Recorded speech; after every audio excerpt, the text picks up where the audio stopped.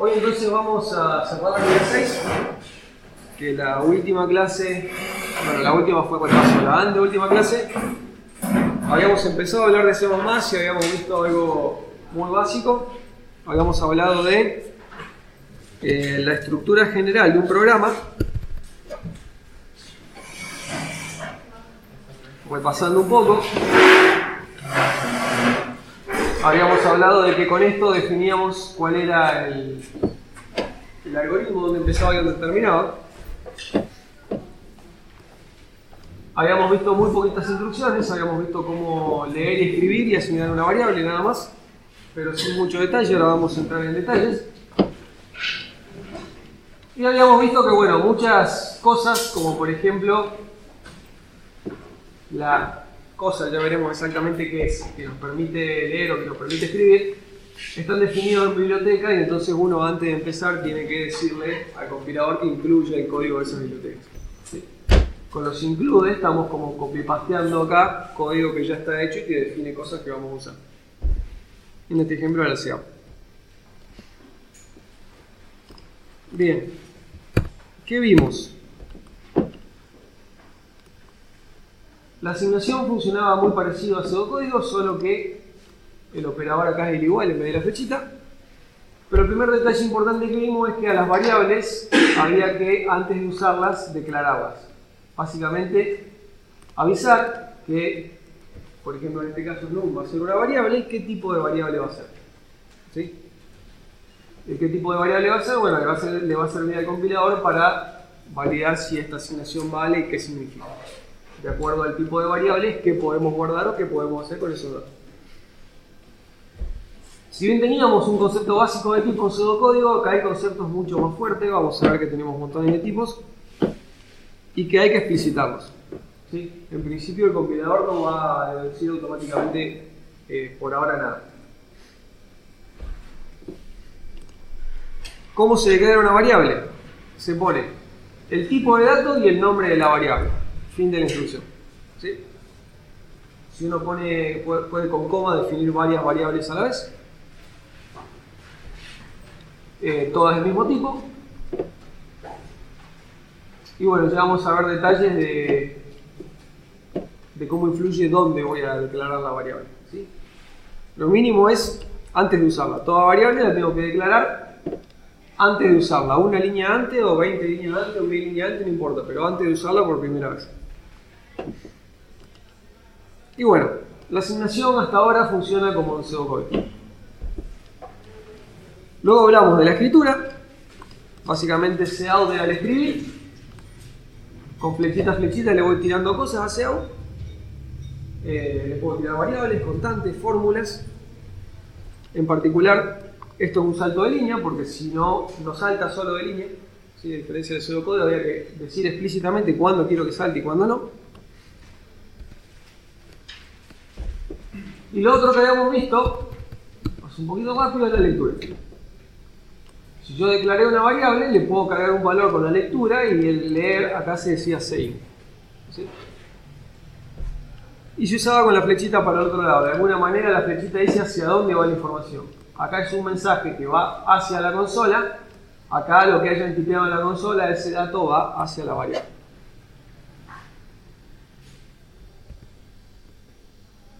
Esa lectura funciona para casi todo lo que no tenga un espacio en el medio. En el caso especial de strings, si yo leo de esta manera, voy a leer una palabra. Si hay varios espacios, no me va a tomar los espacios. Me va a tomar la primera palabra solamente.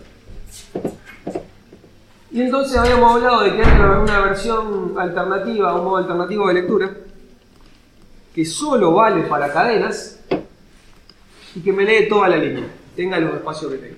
¿Sí? Si yo quiero leer un número, una palabra, lo que sea, pero es una sola cosa, con seguin mayor, ando bien. Pero en el caso especial de que yo quiera leer un texto o algo más largo que puede incluir espacios, lo tengo que hacer con getLine. ¿Sí? GetLine va a leer hasta el enter todo lo que haya, incluyendo los espacios. Y lo vamos a usar nada más que para strings. ¿Sí? Cualquier otra cosa se va a poder leer bien con seguin mayor. Solamente en caso de strings y solamente cuando hay espacios involucrados, porque si es una palabra ni hace falta. Entonces, bueno, Esto era un caso especial que podría traer alguna complicación extra que verán en la práctica, pero a nivel teoría no hay mucho más que decir. Había una aclaración sobre esta línea para cuando mezclan los dos tipos de lectura. Bueno, ese detalle ya les surgirá en la práctica y lo van a ver mejor cuando lo usen, pero a esta altura no es un detalle importante. ¿Alguna pregunta hasta acá?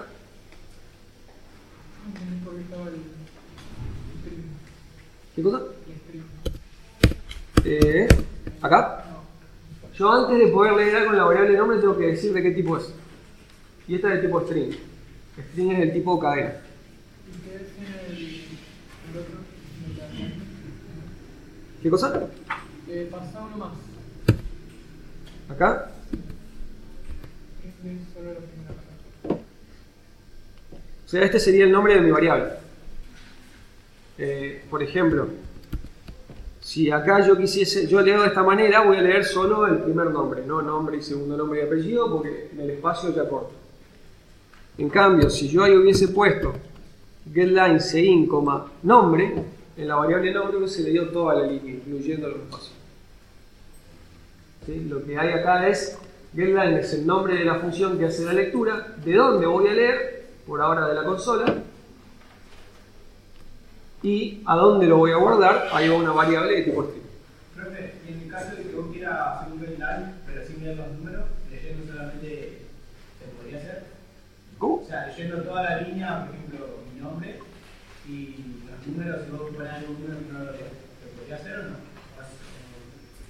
Sí, no con esto. Claro, O sea, en realidad vos el getLine, más adelante, cuando veamos que podemos manipular las cadenas, el getLine te permite leer toda una línea y vos después esa línea la podés desarmar, analizar, cortar. ¿Sí? Entonces, típicamente, si vos querés hacer alguna lectura que tenga un formato más raro, podés usar el getLine para leer la línea y después vos encargarte de reconocer cómo está armada esa línea.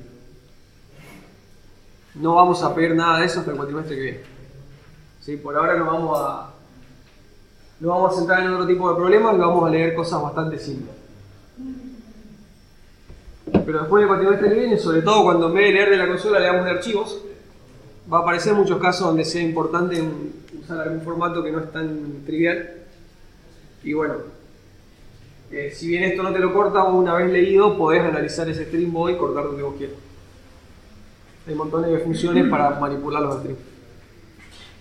Pero bueno, por ahora no vamos a necesitar nada de eso. Simplemente vamos a leer y a lo sumo hacer algunas operaciones matemáticas con lo que leímos, como hicimos en la parte de pseudocódigo. Pero bueno, el detalle cuando vayan a la práctica es que si quieren cargar cosas con espacio, cadena es un caso particular. ¿Respondió más o menos? Bien, y para mostrar, yo les dije que con cout, de la misma manera que en el pseudocódigo yo ponía escribir y podía poner muchas cosas separadas por coma y se mostraban todas esas cosas, si eran constantes se muestran tal cual, si son variables se averigua su valor y se muestra cuánto vale, si son expresiones se calcula el resultado y se muestra el resultado. Eso vale tanto para pseudocódigo como para C++.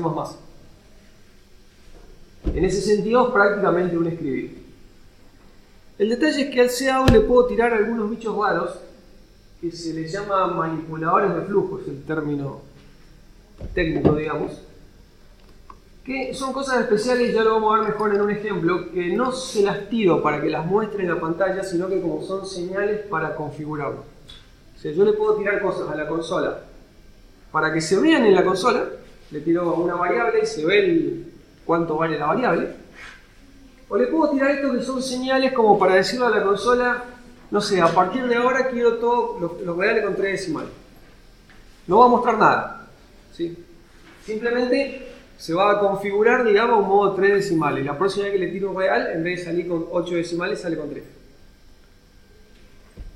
Estas palabritas raras ya las vamos a ver mejor en un ejemplo. Que entran en la categoría de manipuladores de flujo. Son cosas que si yo se las tiro a cout, no muestran algo en pantalla, sino que le cambian la configuración a la consola. Y entonces lo próximo que muestre tal vez salga distinto. Esto por ejemplo es para pedirle al CAO que rellene. Si yo le voy a mostrar algo que mide menos de 8, quiero que me rellene hasta 8. Por ejemplo, si muestro una tabla para que todas las columnas tengan el mismo ancho. Entonces yo, por ejemplo, le voy a decir, mira, la próxima vez que te tire algo, si mide menos de 8, rellenalo hasta 8. ¿De qué lado va el relleno? ¿Derecho o izquierdo? ¿Con qué relleno? Con un guión bajo. Y el resultado es este. Por ejemplo, yo le mandé 3.142 que mide 5 caracteres, bueno, me agregó 3 guiones bajos para rellenar hasta 8 como le pedí. ¿Sí?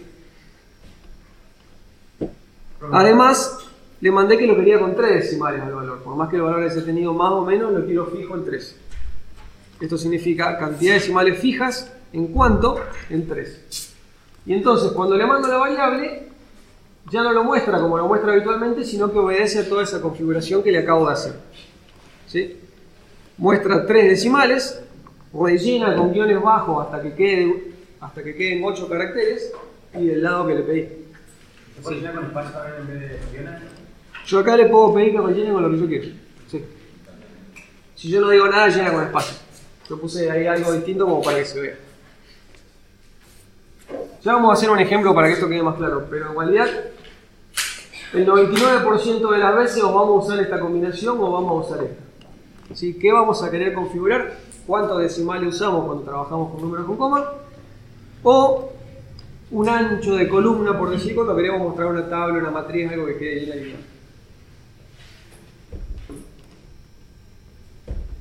Pero bueno, el CAO entonces, a diferencia, por decir, de pseudocódigo, donde podíamos mostrar información, pero no teníamos casi ningún control de en qué forma se mostraba, acá sí. Acá hay algunas palabritas clave especiales que si yo se las tiro al CAO me cambia la configuración y a partir de ahí empieza a mostrar diferente. ¿Podría poner que rellene a la derecha y a la izquierda? No, centrado no hay. Yo, por ejemplo, tiro 3,14 y me da 3,14 y en realidad acá tiene una determinada cantidad de decimales, que es hasta 5. Por ejemplo. O le agrego. Cuando yo le digo precisión fija, la precisión es fija. Ahí tiene cuántos decimales. Tiene 6. Si el número tenía más, me lo corta en 6. Si el número tenía menos, me lo llena hasta 6. La precisión ahora está fija. No es como antes que 3,14 y no agrego ceros. Acá le pedí fijo. Entonces, en alguna cantidad de decimales, en este caso parece ser 6, está fijo. Si son más cortas, si faltan, rellena con 0. Si yo lo quiero en otra cantidad, bueno, quiero precisión, no sé, 20. Tengo que hacer un include para que esto ande. Y ahora me rellena hasta 20. No le den mucha, vamos a hacerlo hasta 10 para no hablar de por qué aparecieron números malos. Entonces, ¿cómo sabe hasta dónde lo quería hacer fijo? Y le estoy diciendo acá. ¿Fijo de cuánto? Por ejemplo, de 1. Un decimal. Después del punto, un solo decimal. Después del punto, 5 decimales. Yo elijo. Claro, pero hoy puse el fixed solo, digamos, sin usar nada y igual. Y porque viene con, digamos, con alguna configuración de fábrica. Que parece ser 6. Claro. ¿Sí? Viene configurado para 6. Si yo no digo nada, no es fijo. No rellena con ceros. Si le pido que sea fijo, parece que viene preconfigurado en 6. Si yo se lo quiero cambiar, pongo otro valor y ahora va a trabajar con la cantidad que yo le di. El 3,14 lo puedo poner antes de... Si lo pongo antes, todavía lo va a mostrar como lo mostraba, o sea, no va a aplicar la configuración, porque primero lo mostré y después lo configuré. Para cuando llegó a la configuración ya estaba el 3.14 en pantalla. Entonces, tengo que primero, digamos, configurar el CAO, avisarle al CAO cómo voy a querer que muestre, y a partir de ese momento, los próximos datos que vengan, que esto en la mayoría lo podemos poner así, van a aparecer con la precisión que yo le pedí. ¿Sí? Pero si lo pongo antes, no. Porque esto es en orden de, digamos, va leyendo, el intérprete va aplicando, por decir, de izquierda a derecha. Entonces en este caso va primero a mostrar y después a cambiar la configuración, pero ya es tarde, ya mostré. Y al ser precision es necesario usarlo con el pixel, o sea, dejar fijo, ¿no? O podés sacar el fijo. Si yo le digo set precision sin fijo, estoy diciendo la cantidad de dígitos sin hacer distinción si están antes o después de la coma. Los números reales funcionan para las máquinas. Más adelante van a ver todos los detalles. Pero si yo le digo 15, son 15 dígitos, no importa si están antes o después de la coma. Entonces acá hay 14 decimales más el 3, 15 dígitos. ¿Sí? Con el Fixel lo que le estoy pidiendo es que esa cantidad sea a partir del punto decimal.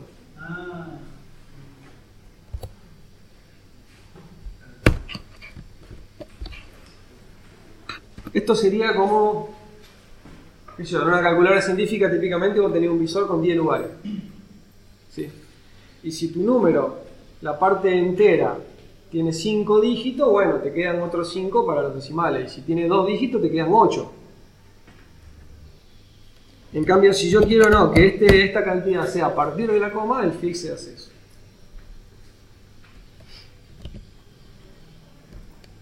¿Sí? O sea, si el Fixel, digamos, arrancaría del 1. ¿Cómo el 1? Del 3, perdón. Viste que es 3,14. Claro, los cuenta sin diferenciar si están antes o después. Cuenta todos los números que escribe.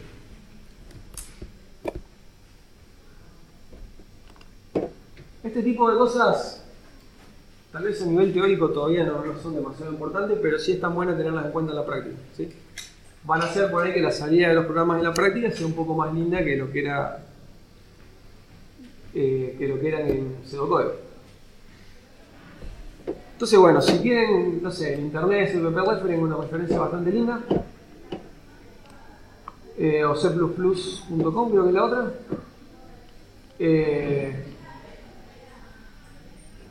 Que bueno, van a tener una lista bastante larga de manipuladores. ¿Sí? El 99% de las veces usamos estos 5 que están acá y no hace falta saber demasiado más.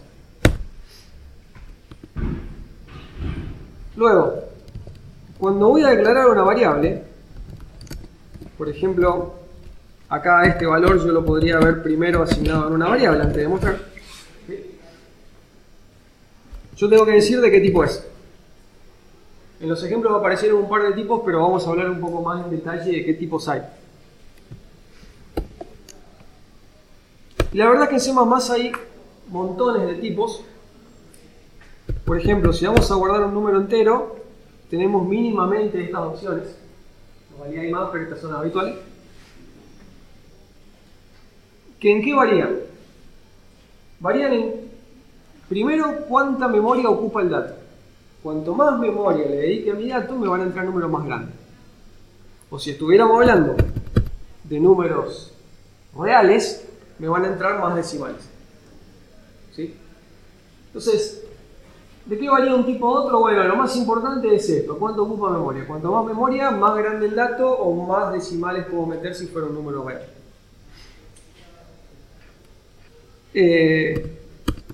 Y en el caso de los enteros yo puedo hacer distinción si voy a poner números con signo o números solamente no negativos, de 0 para arriba. Y entonces aprovechar mi memoria de otra manera. Si yo pongo el número sin signo, me entra el número más grande porque no uso memoria para guardar el signo, la uso para guardar otro dígito. Sepan que existen un montón de tipos, sepan que existe la posibilidad de darle signo o no darle signo, de usar más memoria o menos memoria, y eso significa el número más grande, el número más chico. Pero no tienen que saber la tabla, la van a terminar sabiendo por la fuerza de usarla, pero en realidad no hace falta. De hecho hay un montón, yo por completitud copié más o menos lo estándar, hay un montón de otros tipos adicionales aparte de los numéricos. Nos vamos a quedar con esto. Yo les mostré 3 tablas como para decir, miren, hay un montón de enteros, hay un montón de reales y hay un montón de otras cosas donde aparecen los lógicos, las cadenas y demás. Y le estoy mostrando un 10% de lo que realmente hay en el estándar. O técnicamente mucho menos, porque no importa. Vamos a poder más adelante crear tipos nuevos. No solo los que hay, sino que nosotros en la biblioteca pueden agregar más. Así que es un quilombo con los tipos. Para empezar, no nos vamos a preocupar por nada de eso y vamos a definir un tipo para cada cosa que usemos. Hay 300 clases de entero común es int, se acabó. Ese es un entero que se banca positivos, negativos en un rango razonable. ¿Sí? No vamos a andar, para el tipo de problemas que hacemos nosotros, no vamos a necesitar andar mirando que si el número es muy grande o que si tengo que ahorrar memoria y usar un entero más chico. No, eso para los problemas que hacemos ahora no se va a notar nunca. ¿Sí? A lo mejor cuando estén en tercer o cuarto año y laburen con un problema realmente grande, esto se torna importante, pero ahora no. Así que no vamos a perder tiempo ni en saber ni en elegir qué tipo de entero. Entero es int, se acabó. ¿Sí? Ese es el más común y anda bien para prácticamente todo. Lo mismo con los reales. Había varios tipos de reales. Bueno, pongámosle float. ¿Sí? Esto guarda 8 decimales y para la clase de cosas que hacemos acá, no sé, un promedio de nota en un curso con 8 me sobra. ¿Sí? Así que no nos preocupemos. Sepan que hay un montón de tipos de reales, pero en la práctica no se pongan a elegir. ¿Sí? Si es entero es int, si es real es float y se acabó. Bool es el valor lógico. Y acá va verdadero o falso en inglés, true y false. De la misma manera que en pseudocódigo tenían las constantes verdadero y falso, acá tenemos true y false. Y el tipo se llama bool en inglés, el que en castellano le llamamos lógico. Esto lo teníamos tal cual en pseudocódigo. Estos dos en pseudocódigo eran el mismo, no hacíamos diferencia entre si un número tenía coma o no. ¿Sí? Acá en C++ sí, esa diferencia sí es importante. Porque, por ejemplo, un índice para un arreglo no puede ser un número con coma. Va a ser de tipo entero. ¿Sí? Pero, no sé, un promedio debería ser con coma, va a ser de tipo flotante. Esta distinción entonces sí la vamos a hacer entre con coma y sin coma, no es que le vamos a poner flotante a todo. Entonces los numéricos lo vamos a dividir en dos. String vendría a ser el que teníamos en pseudocódigo de cadena de caracteres, que yo entre comillas, acá sí o sí tienen que ser dobles, entre comillas dobles puedo poner lo que quiera, ¿sí? Con el detalle de que cada vez que aparece esta barra, con la letra que sigue se reemplaza por algún carácter especial. Barra n, por ejemplo, es un salto de línea, es un enter. Es otra forma de decir enter. ¿Sí? Barra t es un tab, como si apretaban la tecla tab que agrega varios espacios. ¿Sí? Tienen algunos códigos barra algo que pueden aparecer por ahí. Este es el más común de ver, es algo que se usa poco por ahora, pero bueno. Acá entonces prácticamente lo mismo que el pseudocódigo, lo único raro es que cuando aparece la barra significa un carácter especial. Por ejemplo, un uso útil que le vamos a dar, ¿cómo muestro una comilla? ¿Cómo muestro bola entre comillas? Si la comilla me sirve, o sea, yo tengo que poner entre comillas lo que quiero mostrar. Y no puedo poner acá hola, porque lo que está pensando es que acá abre y termina una cadena y acá abre y termina otra. Y entonces esto ni compila. El hola me quedó afuera. ¿Sí? Si yo le pongo la comilla, cree que estoy cerrando la cadena. Bueno, barra de comilla lo toma de forma especial. Significa, no, quiero una comilla de verdad, no estoy cerrando la cadena. ¿Sí? La barra se usa así para 2 o 3 situaciones donde queremos poner algo especial. Y entonces ahí sí puedo mostrar la comilla. ¿Sí? Entonces los casos habituales van a ser cuando queramos mostrar la comilla, para que no lo confunda con que estamos cerrando la cadena, o un enter. Yo meto un barra n por acá y es como ver apretado enter en un medio. Hay gente que está acostumbrada a poner los enteres con este bicho y hay gente que está acostumbrada a poner los enteres con el barra n. ¿Sí? Ahora lo que vamos a hacer nosotros son equivalentes. ¿Qué prueba? Si yo decía NL, vos ponías barra N, lo mismo para... NL o barra n para nosotros lo mismo. Sí.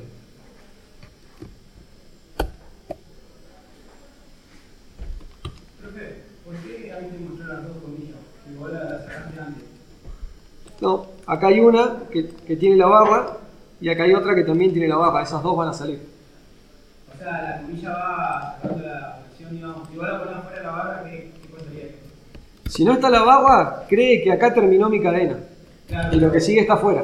Claro, pero digamos, vos la cerrás, después de la comilla la barra, ¿no? O sea, Yo le agrego una barra adelante para avisarle que esa comilla es especial. Esté donde esté. O sea, no hace falta que esté al principio o al final. Sí, acá me quedo en el medio. Esté donde esté, para que no crea que ahí estoy cerrando mi cadena, le agrego una barra para avisarle que es especial. Entonces, bueno, de los barra cosas que puede haber, n y comillas son por ahí los dos más habituales, los demás creo que no lo vamos a usar.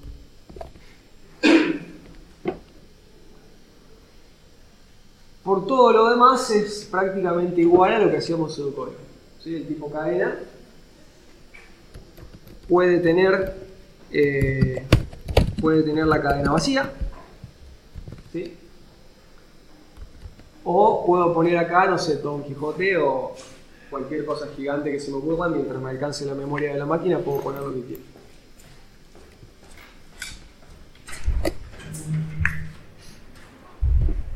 Y el otro tipo especial que aparece, que es importante, es el carácter. C++ sí diferencia lo que es una cadena, que una cadena puede tener cualquier longitud. 0, esa cadena está vacía. 1, esa cadena tiene una letra. O mucho, esa cadena tiene muchas letras. ¿Sí? Pero siempre es una cadena. Ahora, si yo quiero hacer referencia a una y solo una letra, lo pongo con comillas simples. Y ahí tiene que haber una letra. No puede haber 0, no puede haber 2. Una. ¿Sí? Digamos que una cadena está formada por muchas letras. Si yo en determinado momento quiero, por X motivo, hacer referencia a una letra, el tipo es char.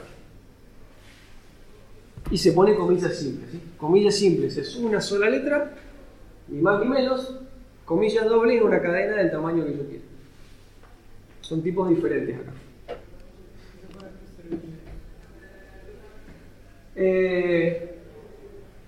Por ahora tal vez, no sé, por conveniencia, si vos a lo mejor en un menú le decís que apriete una tecla para elegir una opción y es solo una tecla, capaz que te conviene usar un char o queda más prolijo usar un char que una cadena. Más adelante, cuando queramos modificar la cadena está formada por letras. Entonces vamos a empezar a operar con letras. De momento la verdad que no vamos a andar toqueteando las cadenas, así que va a tener poco uso. Pero es otro tipo que es importante saber que está. Profe, ¿vos estás diciendo que la variable C igual a O o 0? O, sí, eso es una O. ¿Sí? Yo muestro C y veo una O. ¿Qué pasó? Me faltó el puntico. Bien, yo muestro C y veo una O. Si esto hubiese sido un string, y acá tendría que haber usado comillas dobles, yo vería lo mismo. ¿Sí? Pero para la compu estas son cosas distintas. El string puede tener una longitud más grande o una longitud 0 y el char no. Char longitud 0 no compila, char longitud más grande le da pelota solo 1. ¿Sí? En realidad no había ninguna diferencia. No terminé más. ¿Cómo no? O sea, para la máquina sí la hay porque no es lo mismo saber que va a haber una letra y eso es un bug y se acabó, a no saber si va a estar vacío o va a estar todo el Quijote. La cantidad de memoria que vas a Claro. asignar. La máquina para el string tiene que andar haciendo magia porque no sabe cuánta memoria va a necesitar. Vos ahí podés poner cadenas muy largas. Entonces todas las operaciones con string involucran por detrás alguna cosa rara con la memoria. Que la vamos a ver en la materia que viene. Por ahora no me preocupo. Profe, ¿y por qué? Por ahora date cuenta que es como el cadena de pseudocódigo. ¿Por qué te tomó la segunda letra? ¿Te tomó la letra? No, le toma la última. La última me tomó. Ah, la última. Sí, ¿por qué la última y no la primera? No tengo idea. Probablemente alguna letra chica en el PDF que les mostré antes. De todo modo, esto no habría que hacerlo y de hecho tengo un warning diciendo che, esto es muy largo para donde lo vas a meter.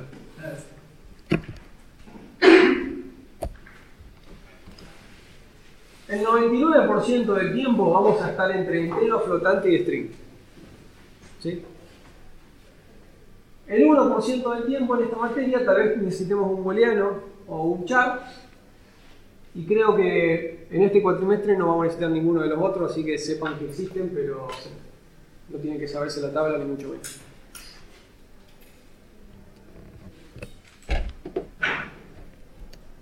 Entonces, cuando bajen el material, la tabla es por completitud, a título informativo, pero en realidad digamos que tienen que saber nada más que este resumen para hacer la práctica y no pierdan demasiado tiempo con lo demás. ¿Qué sucede con esto? Si vos vas a programar, no sé, un reloj, probablemente tengas poca memoria y tengas que andar eligiendo el tipo de variable más chica para ahorrar memoria. Porque capaz que tenga muy poquito. En una PC con 4 GB de RAM, podés elegir a lo bestia que no pasa nada. ¿Sí? Nunca se va a notar, nunca te va a faltar para las cosas que hacemos. Entonces realmente no vale la pena en una PC o en un teléfono, en algo que tiene buena capacidad, andar preocupándose por esto. Ni siquiera conviene. Pero bueno, si uno fuera a programar en un hardware mucho más reducido, a lo mejor en algún caso sí te hace una diferencia. Para nosotros por ahora no.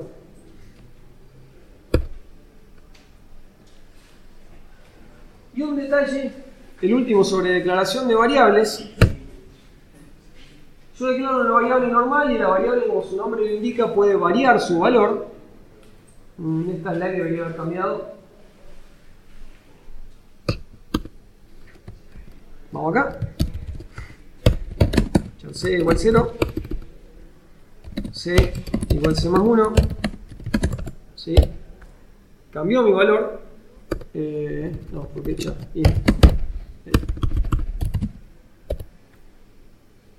Ahora vale 1. ¿Sí? O lo que sea, yo le puedo cambiar el valor. ¿Sí? Primero tiene un valor, después tiene otro. Esa es un poco la gracia de una variable. Existen estas cosas que parecen un oxímoron, que es como una variable constante y ahora no vale cambiar. Yo con esto le estoy diciendo que eso en realidad es constante, no es variable. Eso no varía.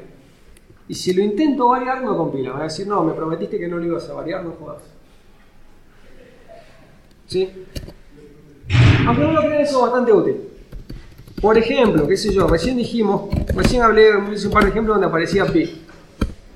En vez de tener que escribir toda la chorrera de decimales que ni me acuerdo cuál es tantas veces, yo le puedo poner un nombre y luego usar pi.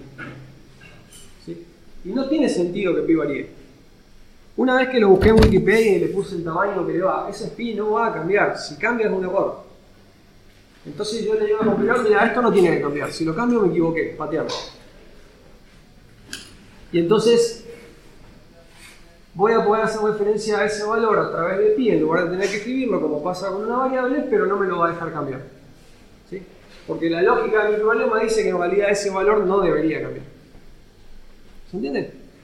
Ya van a ir apareciendo a medida que avancemos más usos del constante. Pero bueno, este sería un ejemplo por ahí para empezar a ver de qué se puede tratar.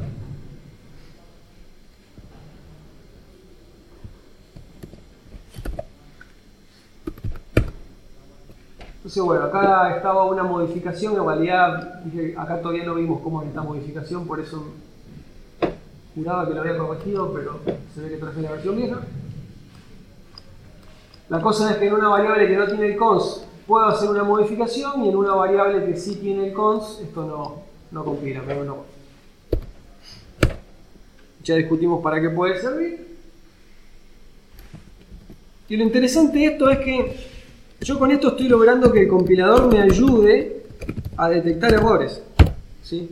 Es un error de lógica querer modificar pi. Pero en realidad el compilador lo podría hacer. ¿Sí? Ese valor que está guardado en algún lugar de memoria que le llamamos pi, él lo podría modificar. Ahora, si yo le doy más información sobre qué representan mis variables, él tiene más herramientas para marcarme los errores. Y lo que era un error de lógica pasó a ser un error de compilación. ¿Sí? Cuanto antes aparezcan los errores, mejor. Si yo no le aviso que es constante, él no va a considerar error que yo modifique a pi. En algún momento pi va a aparecer mal y me voy a tener que poner a rastrear a dónde estaba el error. Mientras que si le di información me lo dice él. ¿Sí? Para eso sirve el sistema de tipos. Cuanto más información tenga sobre qué hay en una variable del compilador, más restringidas van a ser las cosas que yo puedo hacer y entonces me va a poder detectar cuando hago algo que se supone que es ilegal. ¿Se ve esa idea? ¿Sí? Por ejemplo, si el índice de un arreglo es un entero, no hay posibilidad de que yo ponga 3,5 como índice de un arreglo, lo cual sería un error. Pero si la variable que uso para el índice es entera, eso no puede pasar. ¿Sí? En un entero no puedo nunca tener el valor 3,5, lo puedo tener en un flotante, no en un entero. Entonces yo usando los tipos adecuados me protejo o detecto más tempranamente ciertos errores.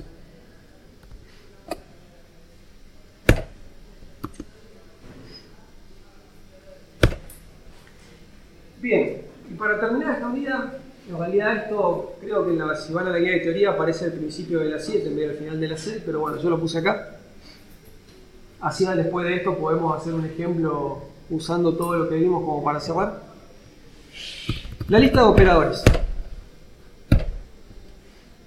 La primera parte es prácticamente igual a pseudocódigo.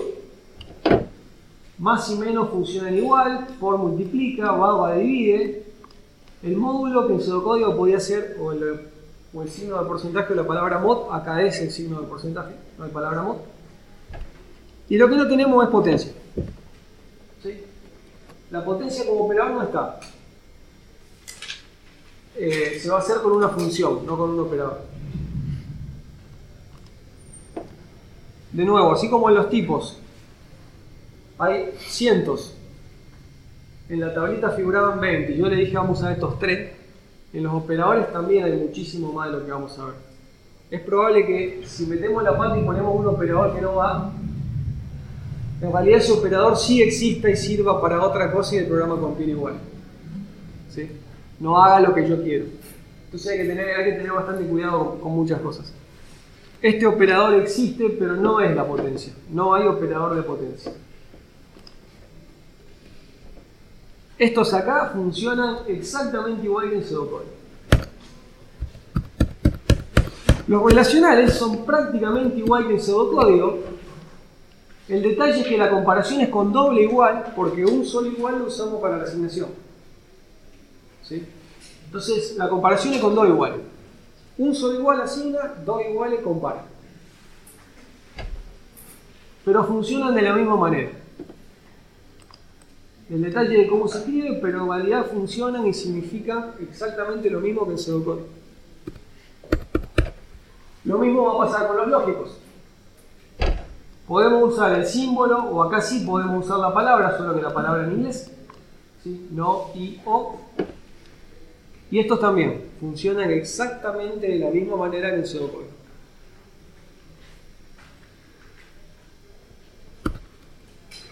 ¿Y cuál es la diferencia entre usar un método? Ninguna.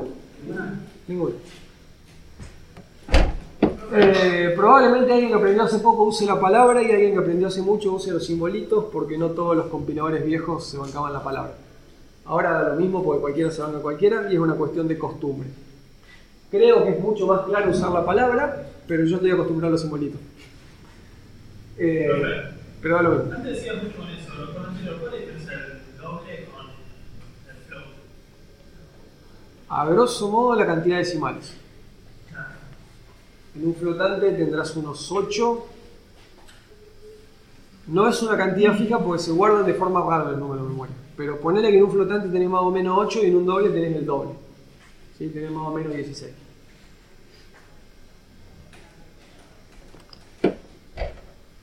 Profesor, en el anterior, Sí. y el doble igual. Es la comparación. Pasa que en pseudocódigo era un solo igual, pero acá el igual simple lo usamos para asignar. Entonces el de la comparación es con doble como para que se diferencie.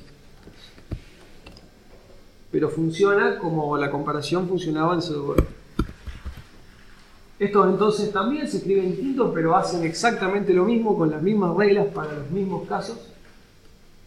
No hay nada raro. De nuevo, cuidado que van dos palitos o dos ampersand. Si pongo uno solo significa otra cosa, no es que no me va a compilar. Hay un operador que es un solo palito, un solo ampersand, pero no es el que queremos. Así que bueno, cuidado con eso.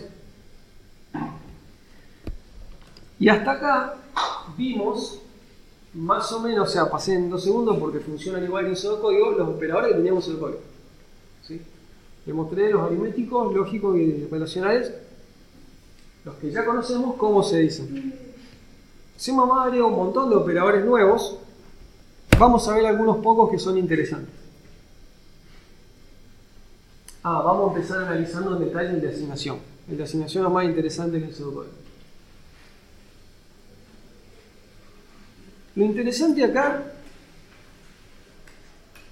no sé si es el operador de asignación, es la idea de que en C++ todo es una expresión. ¿Qué dijimos que era una expresión en pseudocódigo? Dos variables unidas por un operador, A más B.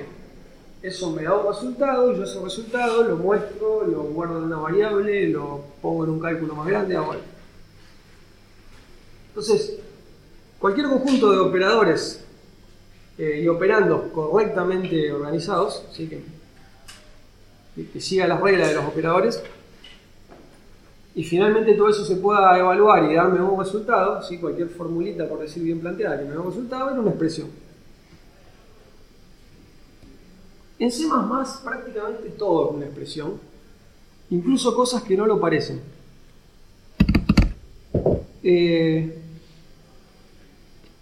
Vamos a hacer un ejemplo. Voy a dibujar acá, a ver si queda en el video, en vez del pizarrón. ¿Sí? Digamos que yo tengo... Esperen que cambie la resolución. Bien. Digamos que yo tengo una variable A y una variable B. No sé, A vale 3, B vale 5. Esos son 5. Si mi letra fea en el pizarrón no mejora acá. Entonces, lo que está ahí a la izquierda es lo que hay en la memoria, el estado de mi programa. ¿Sí? Cuando yo digo, por ejemplo, si uso el operador de suma, el operador de suma es un operador que quiere que a los dos lados haya dos números. A y B son números. Entonces yo puedo plantear la expresión A más B, esto es perfectamente válido, ¿sí? ¿Y qué pasa con una expresión? Una expresión se evalúa, ¿sí? Esto es una expresión. Cuando el programa se ejecuta, decimos que la expresión se evalúa y lo que me da es un resultado. ¿Cómo se va a evaluar en este caso? Bueno, el operador más lo primero que hace es ver cuánto vale lo que está a la derecha, ver cuánto vale lo que está a la izquierda. La A vale 3, la B vale 5, el operador más hace esta suma y el resultado es 8. ¿Sí? A más B es una expresión, son dos operandos correctamente relacionados con un operador. El operador busca o espera que le digan, digamos, cuánto vale lo que está a la derecha, lo que está a la izquierda, hace su operación y da un resultado. Y fíjense que lo que hay, el estado de mi programa no cambió. ¿Sí? La A sigue valiendo 3, la B sigue valiendo 5, el 8 no es ni A ni B, el 8 es un resultado nuevo que está en el aire. Y hasta que yo no haga algo con ese 8, no pasa nada.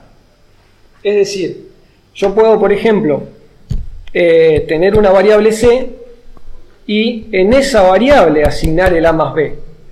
Esto me da 8 y la asignación lo va a guardar acá y ahí sí se produjo un cambio en mi programa. Ahí sí el 8 sirvió para algo. ¿Sí? O yo podría haber hecho cout A más B. Se evalúa un 8 y lo mando al cout, que en realidad sería ponerlo en la pantalla. ¿Sí? Tengo una pantalla acá y sale un 8. Horrible, no importa. Entonces, el hecho de evaluar la suma no cambia nada, solo me genera un resultado y yo después uso ese resultado para cambiar algo. Para calcular algo más grande, para meterlo en memoria, para sacarlo por pantalla. Eso se refleja perfectamente en el código.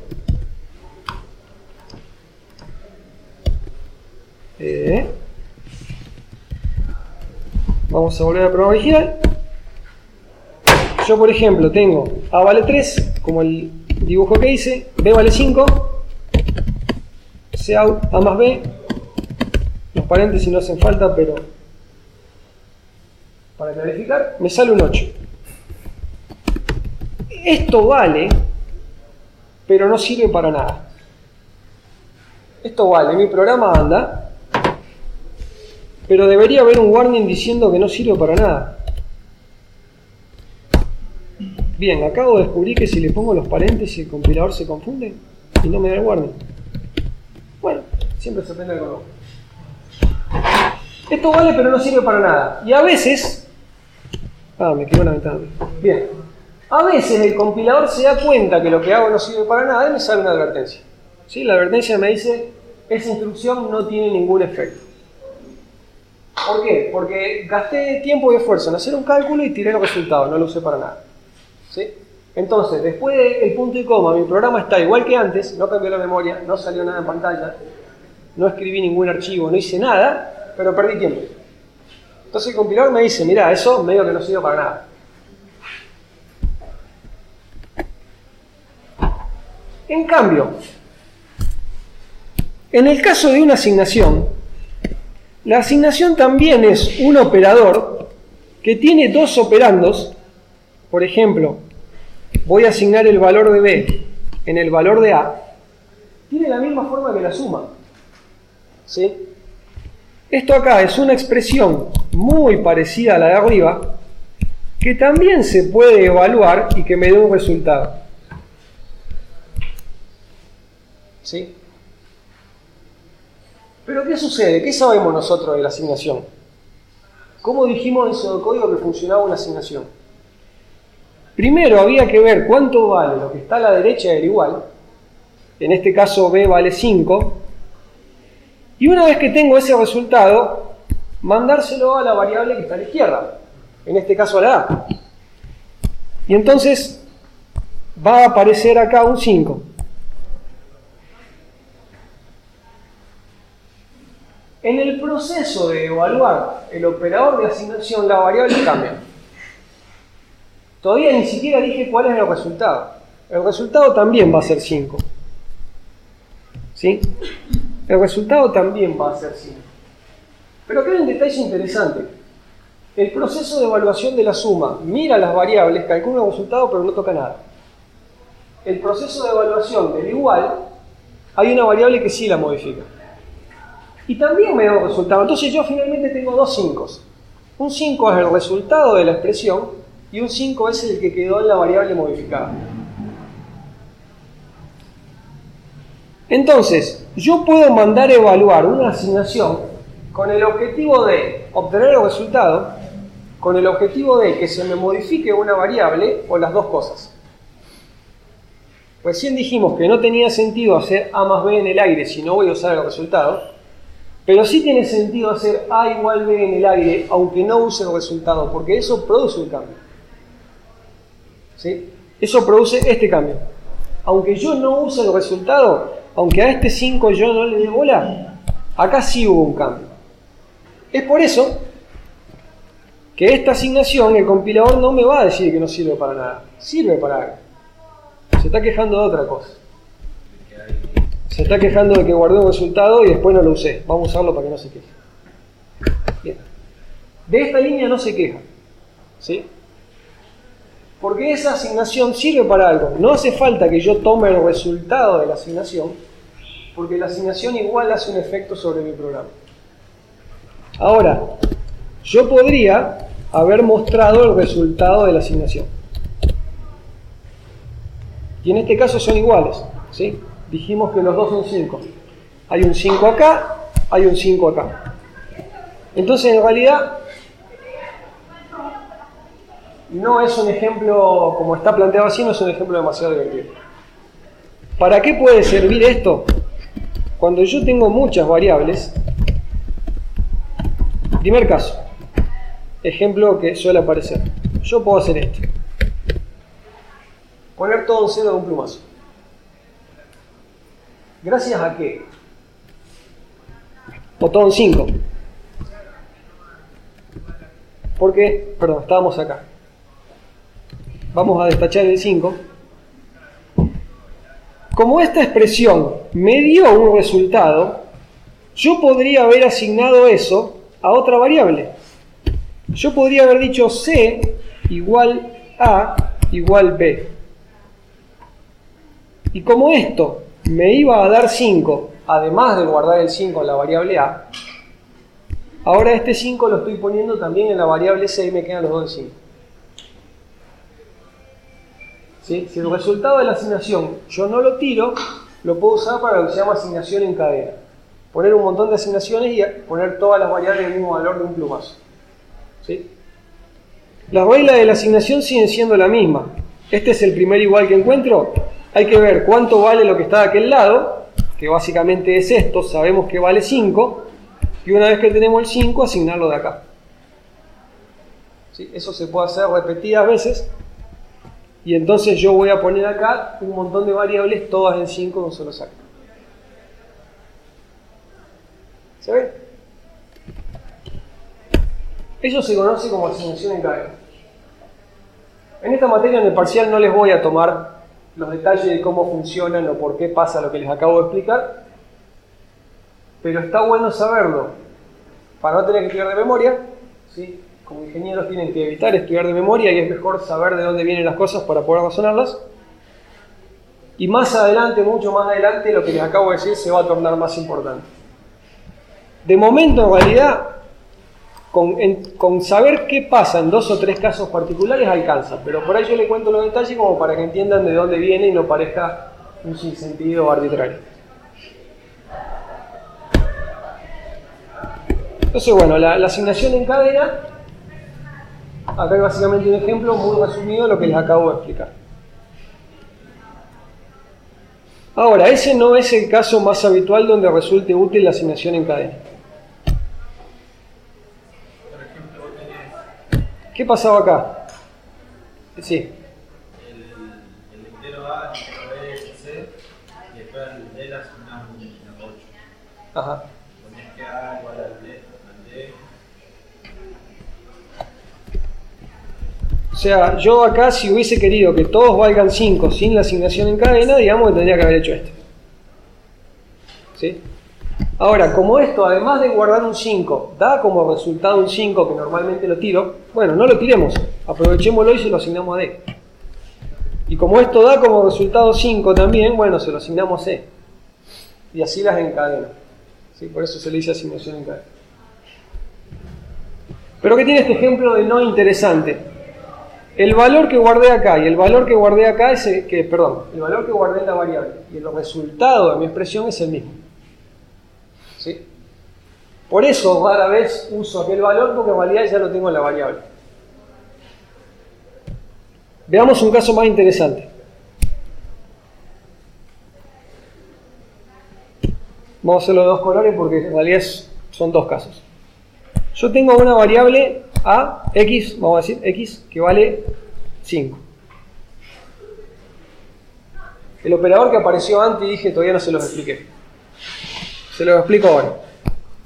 Existe el operador más, doble más, y aplica a una sola variable. La suma aplicaba a 2, la asignación era un binario también, aplica a 2. El más es unario, aplica a una sola variable. ¿Qué hace el operador más con esta variable? Con el contenido de esa variable, incrementarlo en 1. ¿Sí? Y entonces, cuando yo le aplique más, esta variable va a quedar en 6. Horrible, vamos a hacerlo bien. Esta variable va a quedar en 6. ¿Y cuál es el resultado de esta expresión? Además de modificar la variable como recién hacía la asignación, me da un resultado. Es este mismo 6. Es prácticamente lo mismo que la asignación. O sea, esto es prácticamente lo mismo que si yo hubiese hecho igual x igual x más 1. ¿Sí? Le sumé 1, ese valor lo asigné y lo devolví por si quiero hacer alguna cosa en cadena.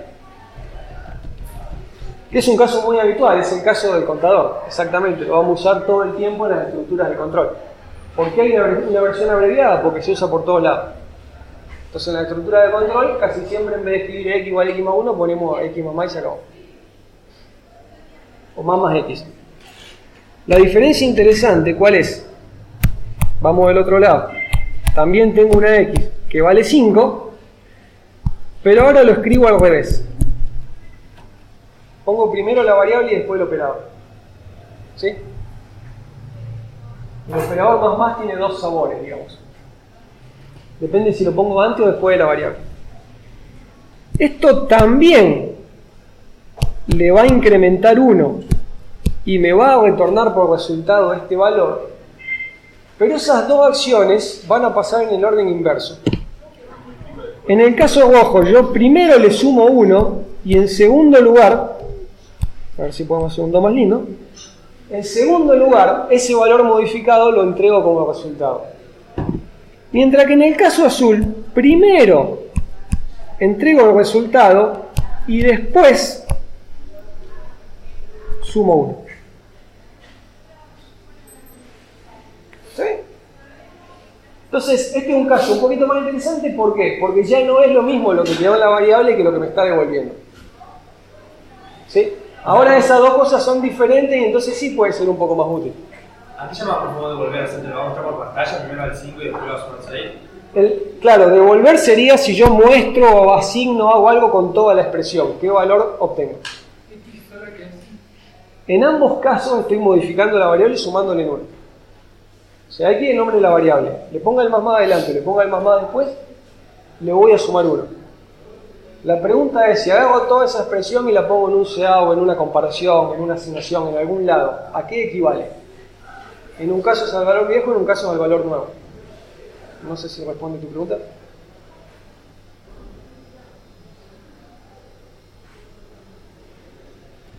Veamos un ejemplo. Tengo una variable x que vale 5, la muestro, la modifico y la vuelvo a mostrar.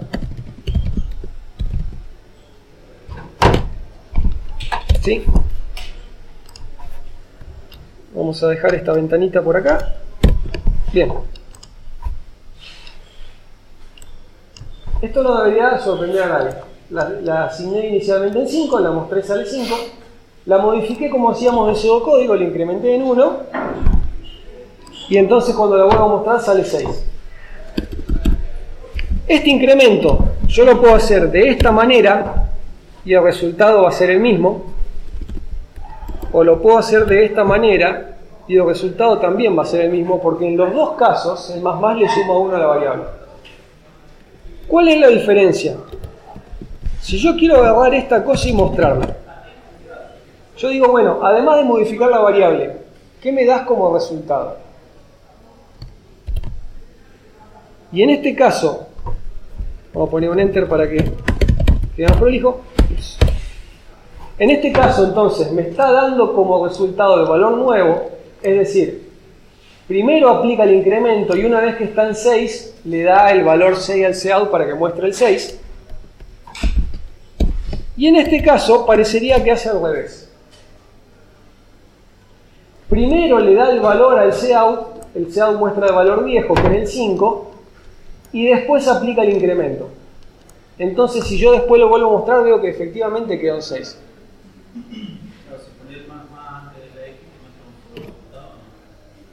Siempre te muestra 1. La pregunta es, ¿el nuevo o el viejo? ¿Cuál es el que te va a mostrar? Este por ahí es el operador más complicado e interesante para esta discusión. ¿Para qué era entre paréntesis? ¿Qué tengo acá? Entre paréntesis, para nada acá. Los paréntesis funcionan igual que el pseudocódigo. Importan cuando quiero cambiar la jerarquía de operadores. En este caso no pasa nada. Entonces, la diferencia es esa, ¿sí? En los dos casos, entré con 5 y termino con 6, en el medio, ¿qué veo? ¿El valor viejo o el valor actualizado? Entonces, al que tiene el más adelante, se le llama preincremento, y al que tiene el más atrás se le llama posincremento. ¿Sí? Si está primero el más, primero hago la suma, si está primero el nombre de la variable, primero muestro el valor. ¿Se ve esa diferencia? O sea que en un contador sería un más. Usualmente en un contador, a ver, si no querés complicarte la vida, lo mejor es que hagas por un lado la actualización de la variable y por otro lado el mostrar. Y en ese caso te da lo mismo. ¿Sí?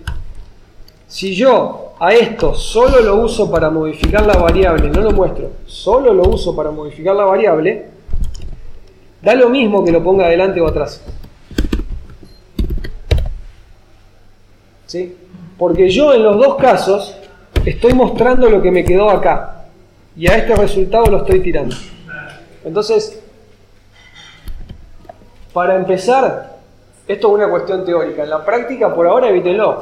Si no tienen necesidad, no se compliquen la vida. ¿Sí? Si no hay necesidad, no quieran hacer dos cosas en una hasta que no estén cancheros. Esto en particular, como los contadores son cosas que usamos muchísimo, van a ver que una vez que uno se pone canchero, realmente es algo que se usa, aparecen muchos ejemplos. Incluso en la guía, en alguna pregunta de teoría, le puede aparecer qué significa esta expresión. ¿Sí? Y puede haber un más ahí que ustedes tienen que diferenciar si es pre o post. Profe, o sea que, digamos, ahora ponemos x igual a 1, digamos. Si yo lo voy a hacer sin mostrar al mismo tiempo, da lo mismo que escriba cualquiera de estas versiones y hasta esta otra abreviación. Hay una abreviación más todavía que es esta. Si yo no lo voy a mostrar, todo esto da lo mismo. Si yo lo voy a mostrar, estos tres son equivalentes, este es un bicho raro. Entonces, volviendo a la tabla de operadores, tenemos versiones abreviadas. Versiones abreviadas de sumarle, restarle, multiplicar, dividir. Hacer algo con una variable, lo puedo abreviar de esta manera. ¿Sí? Cuando yo a la variable le sumo algo y lo guardo en el mismo lugar, o le resto algo y lo guardo en el mismo lugar, o lo multiplico por algo y lo guardo en el mismo lugar, hay versiones abreviadas. Y si ese algo es en particular 1, hay versiones más abreviadas todavía, que son las que acabamos de discutir. ¿Sí? Para empezar, insisto, pueden empezar haciendo lo que hacían en pseudocódigo a medida que se vayan poniendo canchero y ir incorporándolo de a poco. Pero cuando vean el ejemplo, busquen el libro, qué sé yo, estos van a aparecer, estos no son operadores tan raros. Hay montones de operadores que les estoy escondiendo porque no los van a ver usualmente, pero estos son bastante comunes. Uno se habitúa rápido a estas abreviaciones. En todo caso, si tienen problema con esta diferencia, bueno, no hagan 2 en 1. ¿Sí? Pueden usar la abreviación para incrementar un contador, pero no traten de mostrarlo a la vez que lo incrementan. Y listo.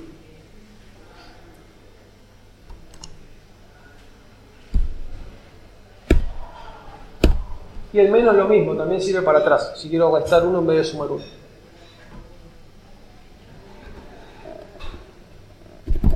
Y de la misma manera que en pseudocódigo teníamos funciones, acá también. Las primeras que vamos a usar van a ser las matemáticas, que son más o menos las mismas que en pseudocódigo, pero los nombres están en inglés. Esta sería el random o el azar para números aleatorios. Y funciona exactamente igual que en pseudocódigo. ¿Sí? Por ahora, para el concepto de función a esta altura no hay ninguna diferencia, así que simplemente es poner el nombre en inglés, pero es lo mismo que en pseudocódigo. Lo único que puedo destacar de acá es que hay uno para la potencia. Yo les dije, no tenemos un operador para la potencia, bueno, tenemos una función. Entonces, yo en pseudocódigo quería poner, no sé, 2 a la 10 y lo ponía de esta manera. ¿Sí? Acá eso no es potencia. De hecho, por jerarquía de operadores ni compila, pero no importa. 2 a la 10 no es 8, 1024. ¿Sí? Este no es el operador de potencia. Pero está la función POW.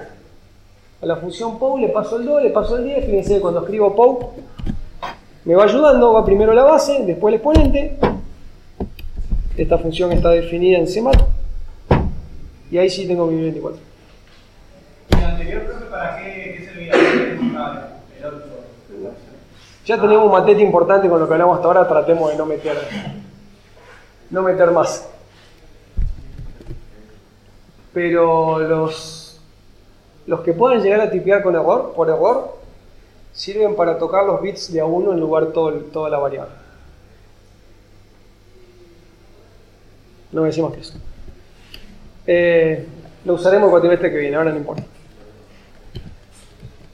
Hay montones de operadores que no vemos, ¿sí?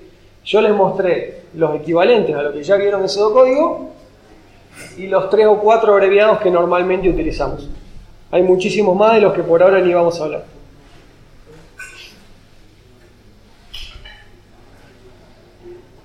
Comentarios. Está la misma forma que en pseudocódigo, que básicamente es comentar toda una línea con la doble barra, o desde la doble barra hasta el final. Y hay una versión que comenta solo un pedacito, que es barra asterisco para empezar, asterisco barra para terminar. Comenta solo un pedazo y ese pedazo puede abarcar varias líneas. Por ejemplo, fíjense, este va de acá hasta acá. Desde la barra asterisco hasta el asterisco barra. Son las dos formas. ¿Sí? Este es por línea, este es el tramo exacto que yo quiero. Hasta el ejemplo. Usualmente a este lo usamos de esta manera, ponerle que declaro dos variables y hago un comentario como para decir qué está pasando o qué significan. El asterisco barra me puede servir para comentar un pedacito o para poner un comentario que ocupe varias líneas. ¿Sí? Si por ahí tengo que poner una explicación que es medio larga, la puedo poner así.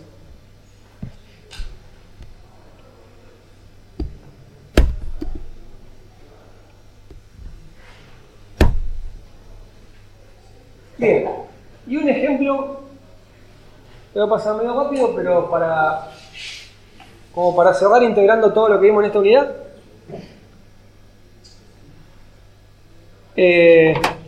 Bueno, un programa simple que me pide que haga algunos cálculos. Básicamente me pide que cargue los catetos de un triángulo rectángulo y determine todas estas cosas que, bueno, si sé los catetos son fáciles de calcular. Entonces, por ejemplo, la hipotenusa, el perímetro y el área. ¿Sí? ¿No? Vamos a acá. Entonces, empecemos por la versión más trivial. Que lea los catetos. En pseudocódigo habría sido leer cateto 1, cateto 2. Acá lo que tengo que hacer antes es declarar las variables. Como los catetos son números y pueden tener coma, el tipo que dijimos que iba a usar es flotante. Entonces yo aviso, cateto 1 y cateto 2 van a ser números reales. Ahora los puedo leer. ¿Sí? Eso va a ser como leer. Va a esperar que le ingrese dos valores.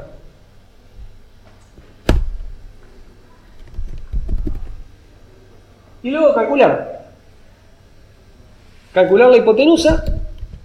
De nuevo, el resultado, si lo voy a poner en una variable, tengo que decir de qué tipo es la variable, declararla. Entonces, puedo declarar una variable hipotenusa y asignarle.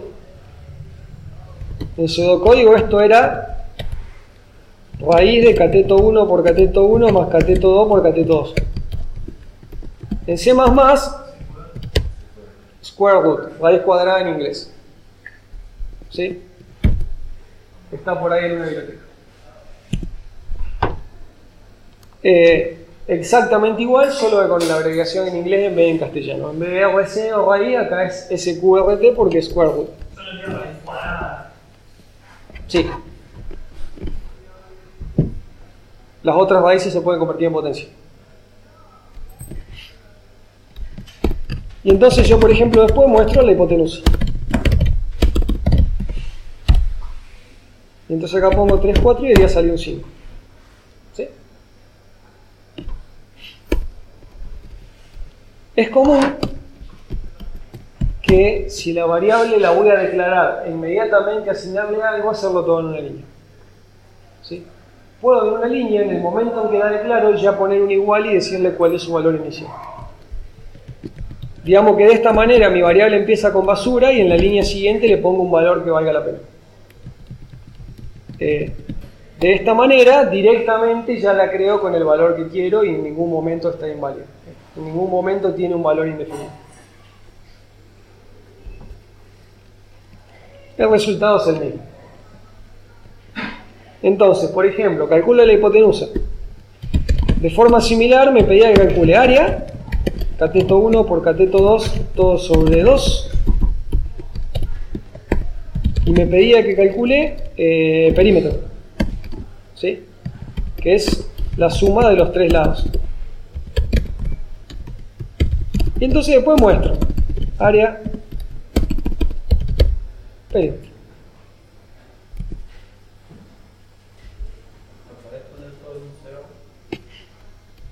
Sí, esto así que está, ahí están mis tres valores, esto podría haber sido todo un solo SEAU, ¿sí? Que muestre hipotenusa, enter, área, enter, perímetro, enter. Y es lo mismo. Y hay algo lindo, acá como las instrucciones terminan en punto y coma, no terminan con el fin de línea. El pseudocódigo terminaba la línea, terminaba en instrucción. Acá no. Entonces, yo puedo acomodar esto en varias líneas, que de todas formas es una sola instrucción, porque acá la instrucción no es que va hasta el final de la línea, sino que va hasta el punto y coma. Entonces, a veces yo puedo acomodar el código para que quede un poco más lindo, no me quede una línea tan larga o se entienda mejor lo que estoy haciendo.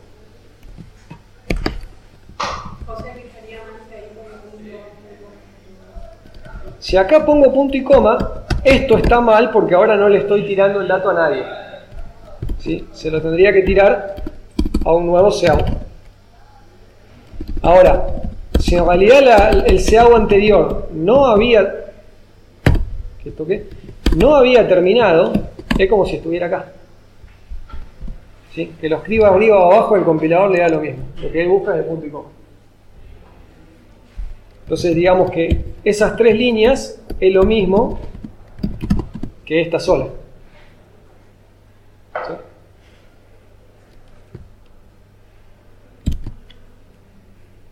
Algo similar pasa con con cualquier cosa. Cualquier instrucción que yo ponga la puedo partir como quiera, que lo que importa son las llaves, los puntos y coma, y no los enter. Pero esto también podría haber sido un CIN suelto, un CIN con las dos variables o dos CIN individuales, uno para cada variable. ¿Cuál es la ventaja? Bueno, que acá puedo poner un par de mensajes como para que el usuario sepa qué es lo que está ingresando. ¿Sí? Y no pongo el enter, le digo cateto 1 y al no poner el enter, el CIN queda ahí al ladito. Cateto 1, 3. Cateto 2, 5. Y entonces ahí tengo mis valores. ¿Sí? Que no sé quién es quién. Entonces acá yo podría agregarle que esta es la hipotenusa, esta es el área, vamos a ponerlo todo junto, y este es el perímetro. Vamos a poner, si no me va a quedar todo pegado. Bien. Hipotenusa, área y perímetro. Y ahora entonces se entiende mejor quién es cada uno. ¿Se ve? Si pongo números con coma, pongo una terna que no sea entera, los tres lados. Empieza el problema de cómo quiero que se muestre, cuántos decimales quiero que aparezcan. Profe, y respecto a la coma, ¿cómo sabes, digamos, dónde empezamos y dónde terminamos? Viste que vos ahí pusiste. Ahí, ¿ves? Hipotenusa, ahí, perímetro y terminaste la coma final. ¿Esto? Al final de la instrucción. Claro, pero ¿cómo sabes? O sea, en CO vos podés hacer eso, digamos. O sea, con cualquier función podés hacer eso. Acordate que esto es como que estuviera todo en una línea. Entonces, esto es como si fuera una gran instrucción bastante larga, con el punto y coma al final. Es una sola instrucción. Solo que es molesto hacer líneas tan largas, y entonces yo al mismo texto, digamos, al mismo código, lo distribuyo distinto para que sea más fácil de leer. Pero es la misma instrucción para el compilador. ¿Sí? Puedo, no sé, alinear acá las variables, no le cambia nada. Es más fácil de leer para mí, pero para él significa lo mismo.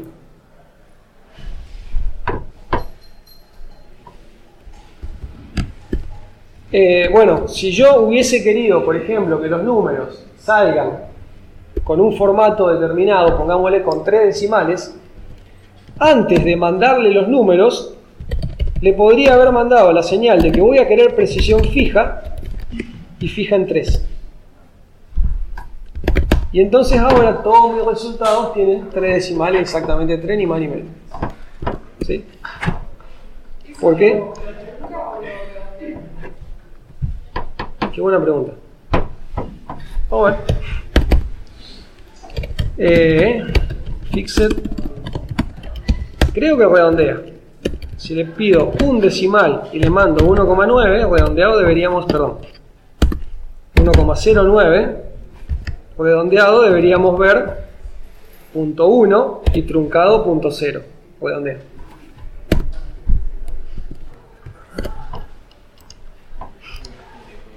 Bien, entonces, antes de mandarle la información, le mandé esta configuración para que sepa que los números van con 3 decimales.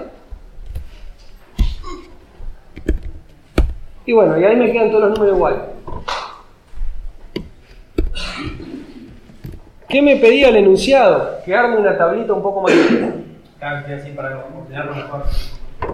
Fíjense que el enunciado me pone, primero, qué es lo que voy a mostrar, y todos igual de ancho, para que me queden los dos puntos todos a la misma altura, y los números están alineados con el punto decimal. ¿Sí? ¿Cómo hacíamos eso? Bueno, antes de mostrar cada etiqueta, no tengo idea cuántos caracteres habrá, pongámosle que acá hay 20 caracteres. Antes de mostrar cada etiqueta, yo le voy a decir que quiero ancho 20. Y antes de mostrar cada número, le voy a decir, no sé, que quiero ancho 8. Un atajo teclado, después en la práctica les cuento. Y entonces, todo esto me lo mostró con ancho 20, pero me puso el relleno a la izquierda en vez de a la derecha. Y le da dirección de la decimal. Claro. Entonces, yo antes o después del CW da lo mismo, pero antes de mostrar la palabra tengo que haberle dicho si quiero a la izquierda o a la derecha. Entonces yo acá nunca me acuerdo cuál va, vamos a probar. No. Nunca me acuerdo si lo que le estoy diciendo es dónde va la palabra o dónde va el relleno. Bien. ¿Sí? Ahí era lo que estaba, le puse left, el relleno aparece del otro lado, y esto queda ahí. Le quiero aclarar que el relleno se dice fill en inglés, sea un punto. Me falta acá. Sea un punto en vez de un espacio. ¿Sí? Pero fíjense lo que pasa. Perdón. Claro. Yo no debería poner esto, porque esto lo va a hacer el relleno. Entonces muestra la palabrita que yo le di y rellena con puntos hasta 20. Y luego viene el número. Pero el número yo lo quería, el número sí lo quería como estaba antes, lo quería del otro lado y con espacios. Entonces, antes de mostrar los números, yo puedo decirle, no, pará, los números van de nuevo con espacio y del otro lado. ¿Sí? Entonces yo le digo, por cada línea que voy a mostrar le digo, la palabra va a ancho 20 alineado de una manera y rellenado con puntos, sale la palabra. Y le digo, bueno, ahora configurate ancho 8 con espacio y alineado al revés, sale el número. Ahora de nuevo, 20 puntos. Antes de cada palabra que voy mandando le voy cambiando la configuración. Si pongo a lo mejor valores más grandes, aparecen ahí están, números más grandes y números más chicos y todos quedan alineados. ¿Sí? Con la combinación de esos 5 manipuladores que le comenté al principio, hago todo el formateo. Y en general no va a ir mucho más lejos que esto de lo que queramos hacerse. No, los demás manipuladores prácticamente no los vamos a usar.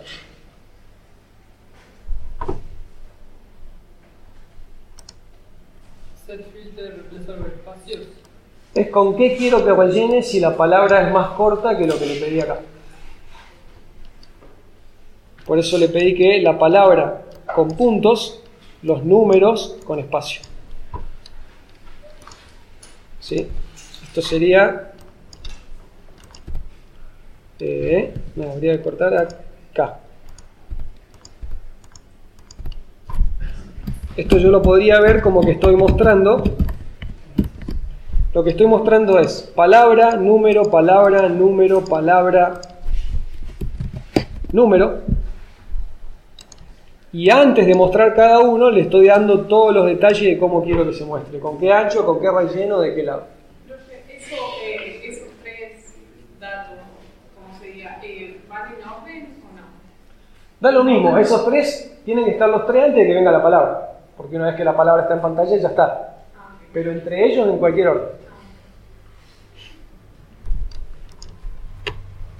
¿Se ve? Entonces ahí más o menos usamos todo. Hicimos lectura, hicimos escritura, hicimos formateo, un par de cálculos. Les queda esto en el PDF cuando lo bajen, ¿sí? Empezamos el programa en blanco, hacemos la carga de datos, que es declarar las dos variables y leerlas con sein. Para que el sein sea un meanden, va el include el IOStream, bueno, que ya viene en el CJ. Luego, la parte de cálculos, para que los cálculos me anden, va este include, porque esta función está definida en esta biblioteca. Luego los números, los tamaños de columnas, en lugar de, como acá que puse 20 y 8, y de pronto si yo ahora en vez de 20 quiero 15, tengo que cambiar uno por uno todos los 20, acá yo les puse nombre. ¿Sí?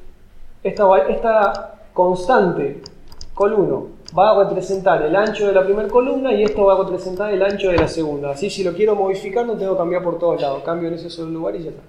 Profe, puede ser que haya una función que sea co.precision, que sea igual que la de setPrecision o no? No, lo que yo sepa. Porque me parece que yo vi una que era cout.precision y es lo mismo, digamos. Nunca lo vi. No te diría que no porque Seao es una bestia gigante. No conozco todos los detalles, pero nunca lo vi y si existe no es algo muy habitual. A ver si Shinji está al tanto de eso. ¿Sí? Sí existe. Ni sabía. Probablemente tenga el mismo efecto. Sí, y no tenés incluso que poner la librería, nada. Acuérdense que las bibliotecas las pone leer. Viste que a mí me aparecen medio solas, yo aprieto un atajo y las completa el Shinji. No es algo que tienen que saber ni que les vayamos a pedir en el escrito. En el escrito ni lo ponen y no pasa nada. Son la clase de cosas que me resuelvería. Y bueno, después viene el mostrar. Muy parecido al que hicimos, pero en lugar de los tamaños fijos, los saco de estas dos variables, de modo que toco en un solo lugar y cambia toda la tabla. ¿Se ve? Para no tener que poner el set, o sea, para no tener que poner todo el operador set columna 1, no puedo decirle que una variable tiene tal valores, que la variable tiene el operador y el valor, y directamente pongo la variable en el set.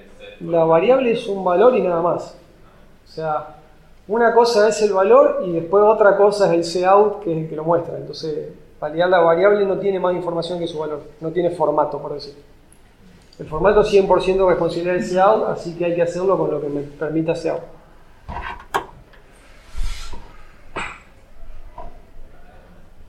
Y esto es de lo más complejo que puede aparecer en la primera guía.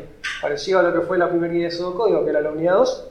El viernes, cuando empiecen con la unidad 6, van a ser problemas de este tipo. ¿Sí? Donde hay que leer, hacer algún calculito y mostrar. Y las cosas más interesantes pueden ser por un poco jugar con el formato en que muestro, o a lo mejor familiarizarse con los operadores o funciones nuevos que antes no tenían. Profe, entonces el setW funciona para separar y el setFill para poner lo que va a... CW le digo hasta cuántos caracteres quiero que rellene. Si yo le mandé algo muy cortito, que rellene hasta ahí.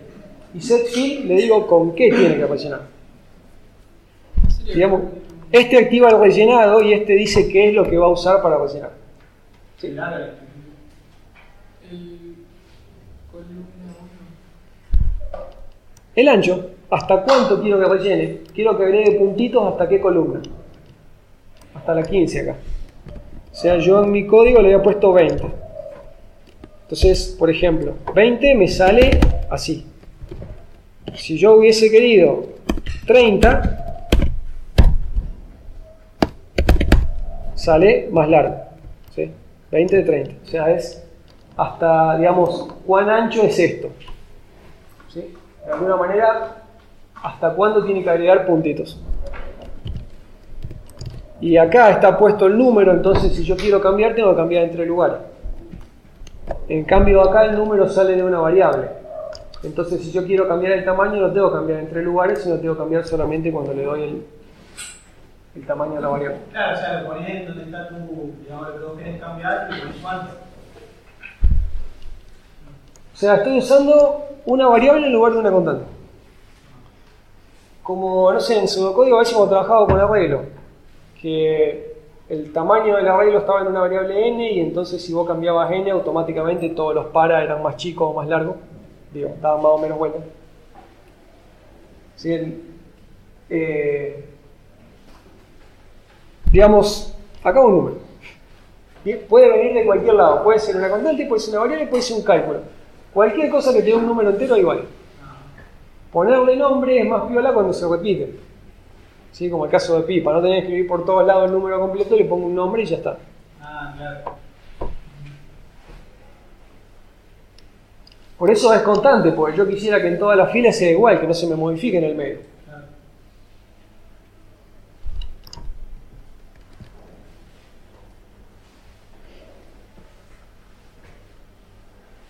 Bueno, esta es una unidad horrible en algún sentido porque vemos muchos detalles finos, a lo mejor de operadores nuevos, demasiada información junta. No son cosas difíciles, pero sí son demasiadas para asimilar de golpe. Así que no se asusten si quedaron medio perdidos, es totalmente normal, pero son cosas que a medida que vayan usando en la práctica las van a ir naturalizando. La unidad que sigue, por suerte, empieza mucho más parecido a pseudocódigo. También vamos a ver cosas especiales de C++, pero la vamos a empezar hoy, la vamos a terminar la clase que viene. Empieza más parecido a pseudocódigo, que es estructura de control. Lo que vimos en la unidad 3 de pseudocódigo, vimos si entonces, mientras, repetir, según, después agregamos el para. Bueno, ¿cómo se dicen esas cosas en C++ y qué tienen de especial? Porque siempre que pasamos algo a C++, algún pero aparece o alguna cosa rara nueva. Empecemos por el sí entonces, que es la primera que vimos en pseudocódigo. Sí, una condición, entonces lo que quiero si da verdadero, si no, lo que quiero que si da falso, y en algún momento digo, bueno, hasta acá llegó mi estructura y lo que siga está fuera de la estructura.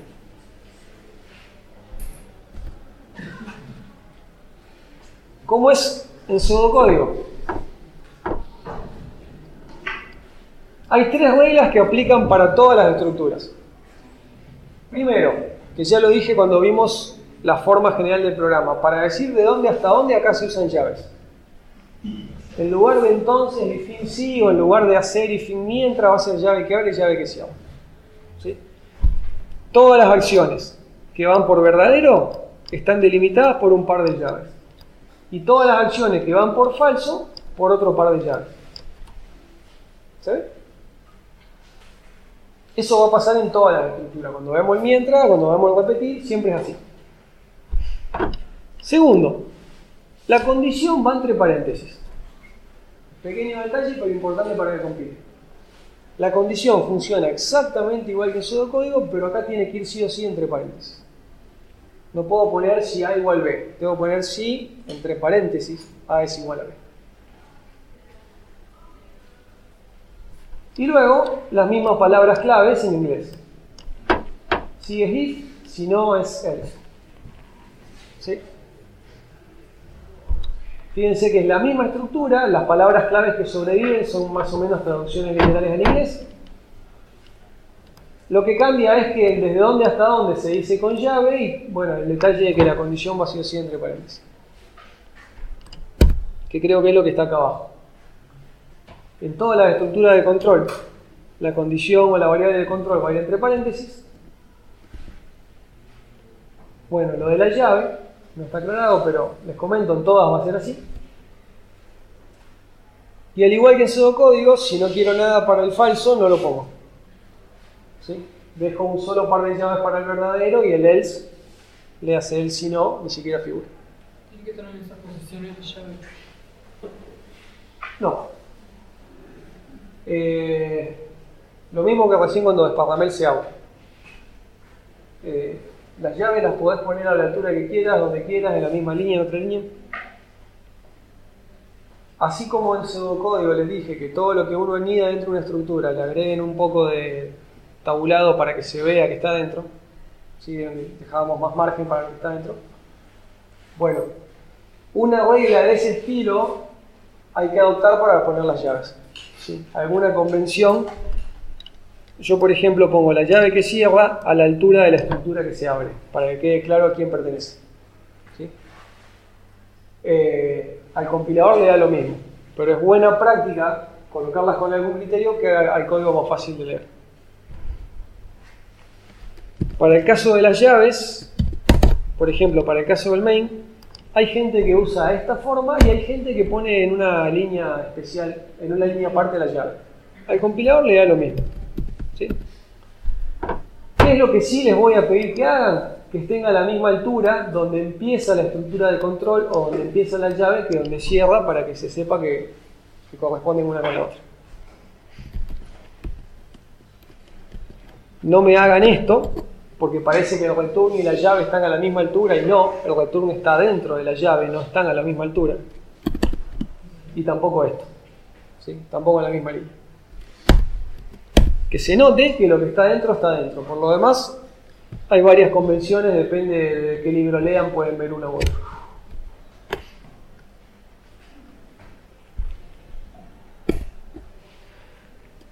Entonces, veamos un par de ejemplos, casos que ya hicieron en pseudocódigo que vamos a escribir en C++. El de la resolvente, ¿sí? Lo hicimos en la unidad 1 para raíces reales, perdón, en la unidad 2 para raíces reales, y en la unidad 3 cuando vimos condicionales agregamos la condición para las complejas, ¿se acuerdan? ¿Sí? ¿No?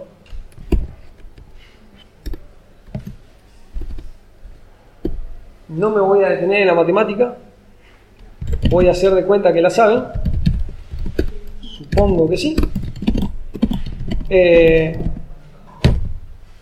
La ecuación cuadrática tenía 3 coeficientes y yo con esos 3 coeficientes calculaba con la formulita que se conoce como la resolvente las dos raíces. Entonces la raíz 1 era menos b más la raíz cuadrada de p cuadrado menos 4 por a por c. Todo eso 2 por a, ¿se acuerdan? ¿Cómo era la función del cuadrado? O la potencia, decís. Ah, acá yo podría haber puesto potencia de b, 2. Y da exactamente lo mismo. POU, sí. Cuando es al cuadrado, por ahí es más fácil poner b por b, pero si queremos ver cómo es la función, bueno, es así. Y entonces muestro mis raíces. R1, Enter, R2. Pruebo esto. Y ahí tengo mis raíces menos 1 y 3. ¿Sí? Pero ¿qué pasaba? Si mis raíces son complejas, pasan cosas raras, ¿sí? La máquina no se banca números complejos. Depende del tipo de dato numérico que hayan elegido, puede que el programa reviente o puede que vean alguna basura de este estilo. Esto es una abreviación de not a number, lo que me diste no es un número, está diciendo. No supo cómo poner ese resultado en una variable porque, insisto, las variables son para reales, no para complejos. ¿Sí? El complejo sale de esta raíz cuadrada. Acuérdense que esto es el discriminante, vamos a llamarle D.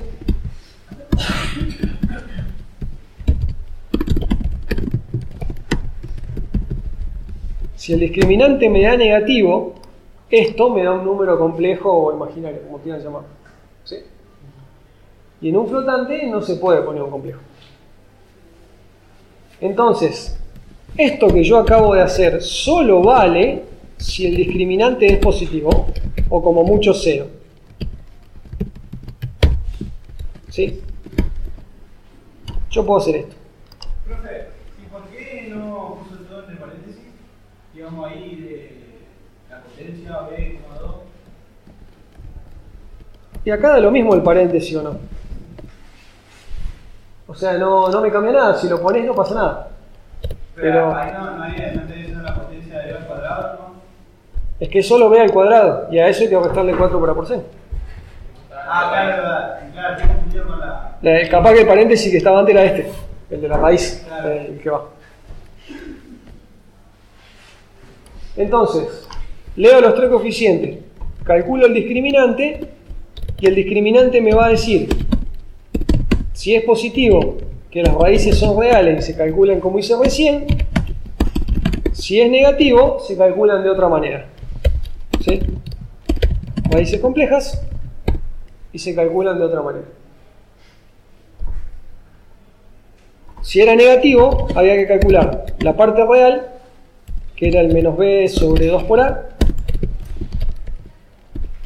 y la parte compleja, o imaginaria, que era la raíz del d positivo, le invierto el signo para que sea positivo, también sobre el 2 por a. Esto es matemática. Así que lo paso rápido. Pero entonces las raíces son parte real más parte imaginaria ahí, y parte real menos parte imaginaria ahí. En lugar de calcular las raíces, como son complejas y no las puedo meter en variable, calculo los 2 numeritos con los que después armo la raíz con el CAU.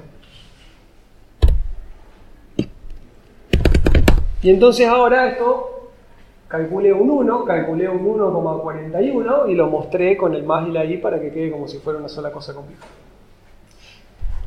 ¿Sí? Pero los numeritos que yo tengo guardados son,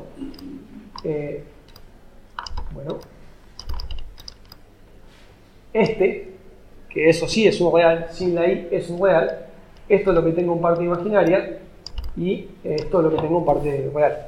¿Sí?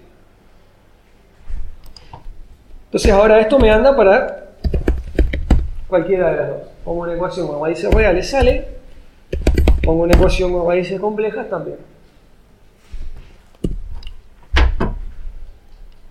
La estructura del if entonces es igual a la de pseudocódigo, funciona de la misma manera, pero hay un detalle importante que vale la pena destacar acá, que no es propia del if, sino propia de las llaves. Fíjense que yo declaré las variables para las raíces acá adentro o para las partes acá adentro. ¿Sí? Cuando yo declaro una variable adentro de una llave,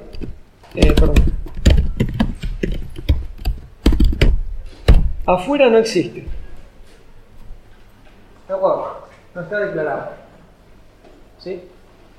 Si yo una variable la declaro adentro de un par de llaves, solo vale en ese par de llaves. Afuera no existe. Si yo las variables las hubiera declarado afuera, por ejemplo la R, ahora la R sí existe y solo se queja por la parte real. ¿Sí? R1 y R2 existen y ahora se está quejando por esta otra. Yo las declaro afuera, valen en todo el programa. Las declaro adentro, solo valen adentro. ¿Qué le parece que es mejor? ¿Quién vota por afuera? ¿Quién vota por adentro? Está peleado. Si tenés que usar otra vez las raíces más adelante, te conviene hacer. Pero si no las calculaste porque no existen, sería el pedo. Exacto, los dos tienen razón. Si las necesitara después, las tendría que tener afuera. Pero en este caso sería un error necesitarlas después. ¿Sí? Sería un error querer usar acá R1 porque en este punto yo no tengo garantía de que se hayan calculado. Si fueron complejas nunca se calcularon. Bueno, pero debe haber caso y caso. Caso la cosa que... Sí, pero en este caso lo lindo es que usar la raíz 1 acá afuera es un error de lógica. Si yo las declaro adentro, el compilador me lo detecta. No me dice es un error de lógica, me dice otra cosa, pero por lo menos me bardea un poco. Si yo las declaro afuera, pasa como si nada. Entonces, la regla es, al momento de declarar las variables, lo más adentro posible. ¿Sí? De manera que afuera no las puedo usar por error cuando no corresponde. Si yo vengo por acá, las raíces reales no tienen ni que existir. Si yo vengo por acá, las imaginarias no tienen ni que existir. Y si yo estoy por acá, no tengo idea cuál es la que existe, o si estoy por acá, todavía no tengo nada calculado. Entonces no tiene sentido. Declararlas adentro y lo más tarde posible hace que donde no tienen sentido ni existan. Y me ahorro problemas. ¿Se ve? Entonces la buena práctica no es declarar todas las variables al principio. La buena práctica es declararlas lo más tarde posible. Eso me va a reducir la posibilidad de meter la pata. Bueno, cortamos acá y la clase que viene seguimos con las otras estructuras.